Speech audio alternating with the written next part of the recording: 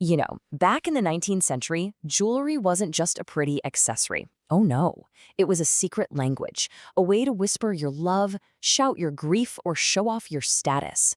We're about to dive into a world where every single piece tells a story. Wow. I mean, that image, that one single moment, it just captures the heart of this entire era, doesn't it? Jewelry was this physical thing that could hold the deepest human emotions. It was a way to wear your heart or your heartache for everyone to see, but only if they knew how to look. So today, we're going to learn to speak that language. We are going to decode the messages hidden in all that gold and all those gemstones, from the highest highs of romance to the deepest, darkest depths of loss. Okay, so our story really kicks off in a time of huge optimism, and it's all thanks to a queen who was completely head over heels in love. This first chapter of Victorian jewelry was all about romance, and it was directly inspired by Queen Victoria and her beloved Prince Albert. This royal power couple basically set the trends for the whole country. Jewelry became super sentimental, just filled with these symbols of affection, hearts and clasped hands, pretty obvious signs of love. But get this snake wrapping around a finger or a wrist, that was actually a massive symbol of eternal, never-ending love. In fact, Victoria's own engagement ring from Albert was a snake.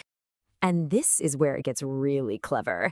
I mean, the coded messages were just genius. The acrostic ring was like the ultimate romantic secret, a little puzzle box you could wear right on your finger. It let lovers swap these intimate messages in plain sight, and no one would be the wiser. And here's exactly how it worked. It's so cool. You just take the first letter of each gemstone. So a ruby, an emerald, a garnet, an amethyst, another ruby, and a diamond. Put them together, and what do you get? R-E-G-A-R-D, regard, a sweet term of endearment. Another really popular one spelled out dearest using a diamond, emerald, amethyst, and so on. It was basically a silent poem on your hand. Then, in 1851, everything changed. The Australian gold rush hit, and suddenly, gold was everywhere. And you can see the impact right here. Jewelry got bigger, bolder, and way heavier. Brooches literally doubled or tripled in size. Bracelets went from being these delicate little things to these solid, chunky pieces. You could really feel the new wealth. Now, this flood of gold didn't just mean more jewelry. It meant more creativity. Jewelers could finally experiment with these incredible techniques. With repoussé, they could create these three-dimensional flower petals that almost looked real. And with filigree, they could weave these tiny golden threads into the most unbelievable, intricate patterns. Jewelry basically became wearable sculpture. But just as jewelry was hitting this incredible golden age, the story takes a very sharp, very dark turn.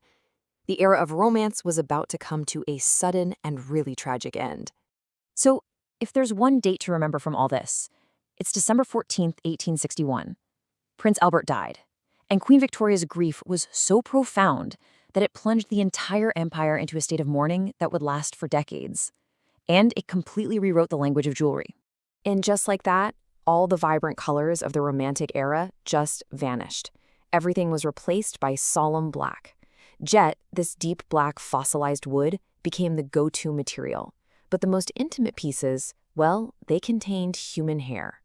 Now I know it might seem a little strange to us today, but weaving the hair of a loved one into a brooch or a locket was seen as the purest way to keep a part of them with you, always. And this wasn't just, a personal choice. It was governed by incredibly strict social rules. As you can see here, for the first couple of years, the full mourning stage, only jet or onyx was okay.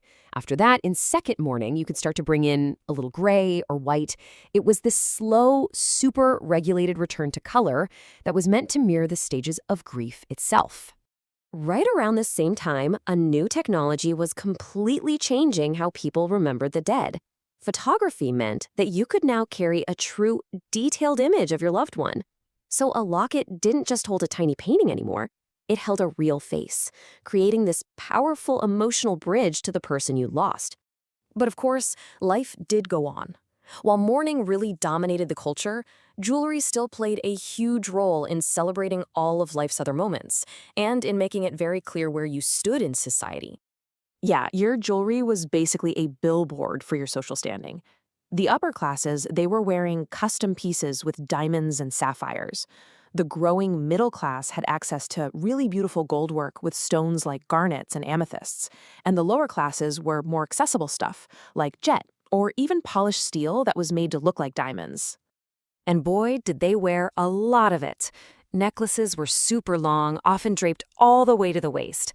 Brooches were pinned literally everywhere you can imagine, on collars, hats, even in their hair. Your rings told your whole life story, from engagement to marriage to widowhood. And these big, ornate hair combs, they were major status symbols for wealthy women. So when we look at these pieces today, what are we really seeing? Well, we're seeing more than just old, pretty objects. We're seeing the echoes of a completely different world, with its very own language of love and loss. I think this quote just captures that feeling perfectly. At first, it's just a bunch of beautiful but kind of mysterious objects.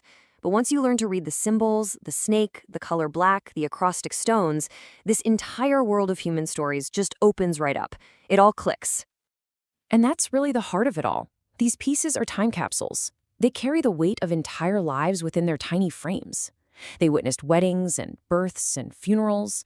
They are a tangible, physical connection to the people who wore them and the powerful emotions they felt. So it leaves us with a pretty fascinating question, doesn't it?